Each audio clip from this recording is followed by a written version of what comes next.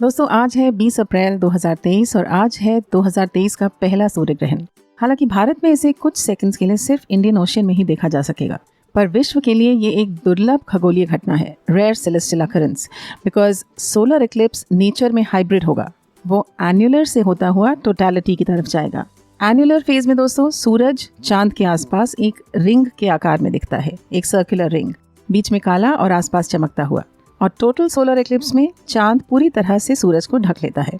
Hybrid सूर्य ग्रहण एक सदी में कुछ ही बार होता है, एक सदी में।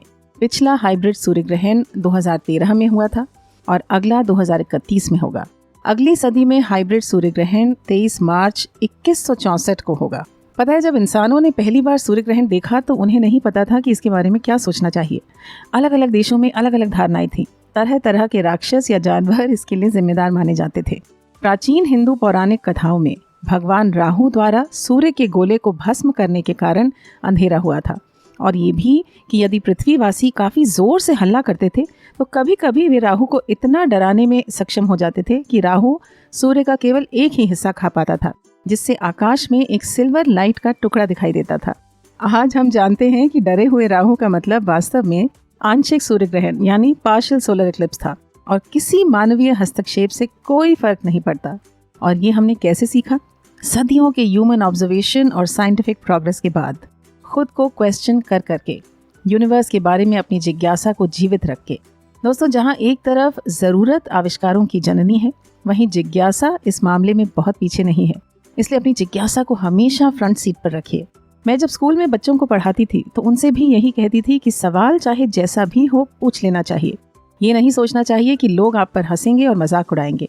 और अक्सर ये होता है कि ज़्यादातर लोगों के मन में भी कुछ वैसा ही सवाल होता है, पर शर्म के मारे पूछते नहीं हैं। दूसरे लोगों के साथ मिलकर पूछने वाले पर हंस भी देते हैं, लेकिन मन ही मन उसे शुक्रिया भी करते हैं। तो जब तक पूछेंगे नहीं, आपका ज्ञान अधूरा ही रहेगा, और अल्टीमेटली ये आपकी फ्यूचर सक्सेस को चोट पहुंचा सकता है, क्योंकि आपकी आदत हो जाएगी सवाल ना पूछने की, अपनी जिज्ञासा को मारने की।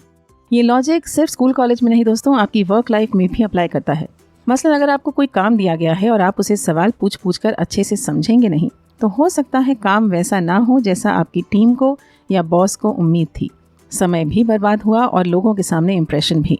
तो इसके लिए कुछ ऐसा कर सकते हैं कि जब आपको काम समझाया जाए तो जो आपको समझ आया है उसको रिपीट करिए उनके सामने कि मुझे ये समझ आया है, मुझे ये करना है।